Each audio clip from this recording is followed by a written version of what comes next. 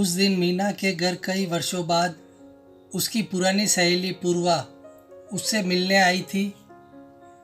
दोनों बातें ही कर रही थी कि थोड़ी ही देर में मीना की ननद, जो कि किसी दूसरे शहर से आने ही वाली थी, वह भी आ गई।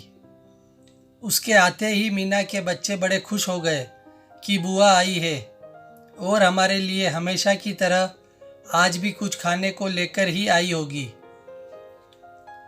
फिर जब तक उनकी बुआ ने बच्चों को उनकी पसंद की वस्तुएं बैग में से निकाल कर दे नहीं दी, तब तक वे अपनी बुआ को घेरे खड़े रहे। यह सब पूर्वा देखे जा रही थी। मीना ने उससे पूछा, इस तरह क्या देख रही है? मेरी ननद बच्चों को बहुत प्रिय है। जब भी आती है बच्चों के लिए कुछ न कुछ विशेष तौर पर लेकर आती है। यही नहीं, बच्चों की उनसे पटती भी खूब है, इसलिए बच्चों को उनके आने का इंतजार बना ही रहता है। अब तो जितने दिन वह यहाँ रहेगी उतने दिन रोज हम मिलकर सारे काम जल्दी निपटाएंगे और फिर दिन भर मौज मस्ती, खेल और गप्पों का दौर शुरू हो जाएगा। ये सब सुनकर पूर्वा बोली, तू कितनी लकी है कि तेरी ननद इतनी अच्छी है। मेरी ननद तो साल में एक बार ही आती है, पर क्या बताऊं, उसके आने के बाद तो हमारे घर का माहौल ही बदल जाता है। मेरे बच्चे बुआ का नहीं, उनके बच्चों का इंतजार करते हैं, क्योंकि उनके साथ खेलना होता है। उसके आने के बाद मैं तो बस फिर घर में बस काम वाली बाई बनकर रह जाती हूँ। घर में पूरी फैमिली, मेरी सास ससुर, ननद, पति सब मिलजुल कर बातें करते हैं, पर मुझे उसमें शामिल नहीं करते। किचन में तो कोई जागता तक नहीं, बस बाहर से ही ऑर्डर कर देते हैं कि अन्नू आई है तो उसकी पसंद का ही खाना बनाओ। मेरी ननद और सास बाजार या और कहीं घूमने भी जाते हैं, पर मुझे बताते तक नहीं कि कहाँ जा रहे हैं, कब आएंगे। यहाँ तक कि हमारे घर की साल भर की सारी प्लानिंग भी मेरी ननद ही करती है। अभी हमारे घर में रिनोवेशन का कार्य शुरू होने वाला है, ऐसा मेरे कानों में सुनाई दिया है। यह भी मुझे बताया नहीं गया। उसका डिजाइन भी वही सिलेक्ट करेगी। कहने को मेरा ससुराल मेरा घर है, पर मुझसे किसी बात में राय तक नहीं ली जाती। दूर बैठी मेरी ननद ही सब तय करती है। मेरे पति भी इस मामले में कुछ नहीं बोलते। ननद का तो अपने ससुराल और मायके दोनों पर राज चलता है, और मैं आज भी ससुराल में अपने आप को अजनबी ही मानती हूँ।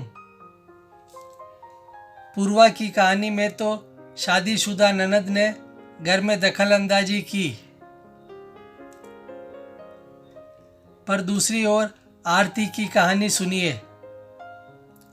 उसकी ननद घर में ही है, उसकी शादी हो चुकी थी, पर किसी कारणवश उसका तलाक हुआ और अब तो मायके में ही है। यहाँ तो हालात और भी गंभीर है, क्योंकि ननद के साथ सिंपैथी भी है, जिस कारणवश घर में आरती को तो किसी भी कार्य में कोई महत्व दिया ही नहीं जाता है। ऐसा कई घरों में होता है। जब बेटी घर में हो तो बहू को अनदेखा किया जाता है, उसे कभी सराहा भी नहीं जाता। और तो और, कोई बहू की तारीफ कर दे तो सास यह जरूर कहती है कि मेरी बेटी भी कुछ कम नहीं है। पर ये औरतें यह क्यों नहीं समझती कि आखिर बहू या भाभी भी एक इंसान है। कभी कभी उन्हें भी लगता है कि ससुराल वाले हमें बेटी जैसा भले ही न समझे, कम से कम घर का एक सदस्य समझकर कुछ तो अच्छा बोल ले। पर ऐसा होता क्यों नहीं? शादीशुदा ननद हो या कुंवारी, अगर भाभी के साथ हिल मिल कर रहे और घर के मसलों में उससे विचार विमर्श करे, उसकी राय को भी महत्व दे तो कितना अच्छा हो। मन मुटाव भी नहीं होगा और रिश्तों में कड़वाहट भी नहीं आएगी। कई ननद भाभियाँ ऐसी भी है जिनका एक दूसरे से इतना लगाव है कि कई बार ननद को अपनी भाभी की बात व्यावहारिक तौर पर सही लगती है और माँ का तर्क गलत, तो वह अपनी माँ को समझाइश भी कर देती है। वह सास भी बहू में भी मधुर शेफ बनाने का सुंदर कार्य करती है और सहेली या बहन जैसी ननद भाभी को हमेशा प्रिय होती है। पर कभी कभी कुछ घरों में उल्टा भी होता है, जहाँ भाभी बड़ी अकड़ में रहती है और ननद यह सोचती है कि मैं अपने मायके जाऊं या नहीं। ननद का व्यवहार सौम्य हो तो भाभी का भी व्यवहार वैसा ही होना चाहिए,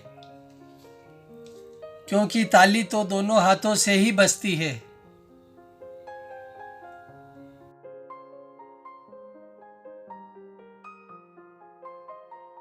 किसी भी रिश्ते में मधुरता तभी आती है जब दोनों तरफ से खुशबू बिखरी हो।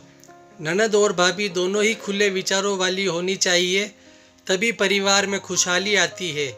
अब एक बार आप अपने स्वयं का निरीक्षण जरूर कीजिएगा कि आप एक अच्छी ननद या अच्छी भाभी है या नहीं।